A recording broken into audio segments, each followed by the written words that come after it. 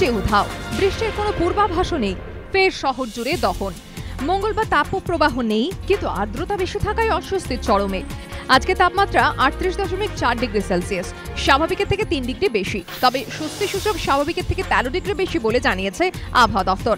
তবে দক্ষিণবঙ্গের অধিকাংশ জায়গাতেই তাপপ্রবাহ চলছে। উত্তরবঙ্গের মালদা ও 2 দিনাজপুরও তাপপ্রবাহের কবলে।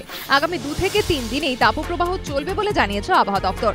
বুধবার শহরে তাপমাত্রা থাকবে 40 ডিগ্রি সেলসিয়াসের কাছাকাছি। দক্ষিণবঙ্গের উপর একটি নিম্নচাপ অক্ষরেখা থাকায় আর্দ্রতাজনিত অস্বস্তি চলবে।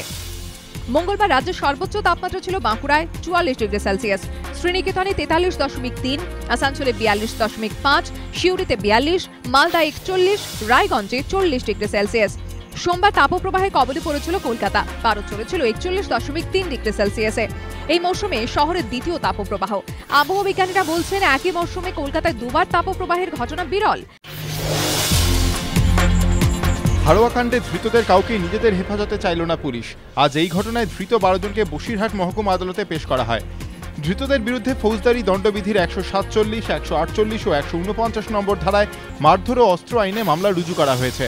ধৃতদের মধ্যে 2 জনের নাম এফআইআরে রয়েছে। গতকাল বসিরহাট লোকসভা কেন্দ্রের হাড়োয়ায় ঘরছাড়া ভোটারদের ওপর গুলি, বোমা, লাঠি নিয়ে হামলা চালায় দুষ্কৃতীরা।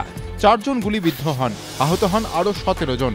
সিপিএম এর অভিযোগ, মিনাখার তৃণমূল বিধায়ক উষারানী মণ্ডলের উপস্থিতিতে এই হামলা চালানো হয়। বারাসাত হাসপাতালে আহতদের চিকিৎসা চলছে। 5 অভিযুক্তের জামিন পাওয়া নিয়ে পারুই কাণ্ডে প্রশ্নের মুখে পড়েছে সিটের ভূমিকা। তারপর এবার সেই সাগর ঘোষ হত্যাকাণ্ডের তদন্তে বীরভূমের জেলা শাসককে চিঠি দিল বিশেষ তদন্তকারী দল।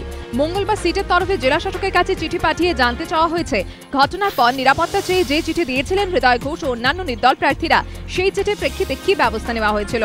সিটের চিঠির প্রাপ্তি স্বীকার করে বীরভূমের জেলা শাসক জগদীশ প্রসাদ মিনা জানিয়েছেন, 18 তারিখ নির্দল প্রার্থীদের চিঠি পেয়েছিলাম, তারপর সেই চিঠি পুলিশ সুপারের কাছে পাঠানো হয়েছিল। যথাসময়ে সিটের চিঠির উত্তর দেব।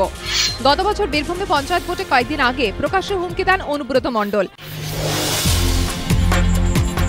দুর্নীতি, বেনিয়ম, অভিযোগের পর অভিযোগ। বিশ্বকাপ ফুটবলের আগে স্টেডিয়াম নির্মাণ নিয়ে আর্থিক কেলেঙ্কারির অভিযোগ ব্রাজিলে।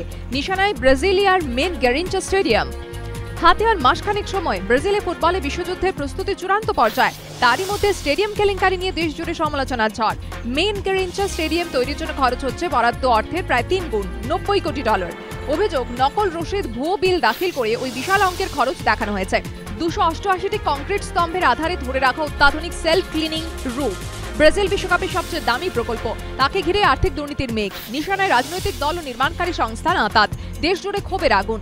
যদিও এই অভিযোগ মানতে নারাজ দেশের ক্রীড়ামন্ত্রী। ব্রাজিলের ক্রীড়ামন্ত্রী আলজো রেবেলো জানিয়েছেন, সবকিছু আমরা খতিয়ে দেখছি, দুর্নীতির প্রশ্নই নেই, আর্থিক দুর্নীতির কোনো সম্ভাবনাই নেই। আর যদি তেমন কিছু ধরাও পড়ে, তার বিরুদ্ধে যথোপযুক্ত ব্যবস্থা নেওয়া হবে।